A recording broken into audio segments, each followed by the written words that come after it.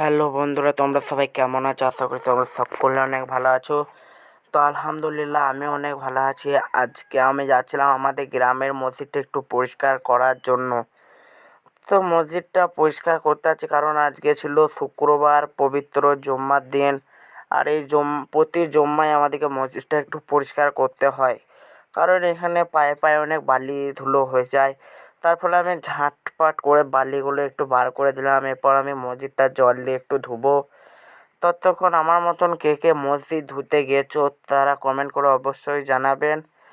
তারপর ফাইনাল আমাদের মসজিদটা ধোয়া হয়ে যাওয়ার পর আমাদের মুয়াজ্জিন সাহেব আজানটা দিয়ে দিল। আজান দেওয়ার পর আমি চলে এলাম বাড়িতে গা হাত ধুয়ে আমি রেডি হয়ে চলে গেলাম মসজিদে নামাজ পড়তে যাব বলে। ততক্ষণ আমি নামাজটা পড়ে আসি। আপনারা যারা আমার ভিডিওটা দেখছেন চ্যানেলটিকে সাবস্ক্রাইব করে দিবেন। আর আজকে ভিডিওটা এই পর্যন্তই।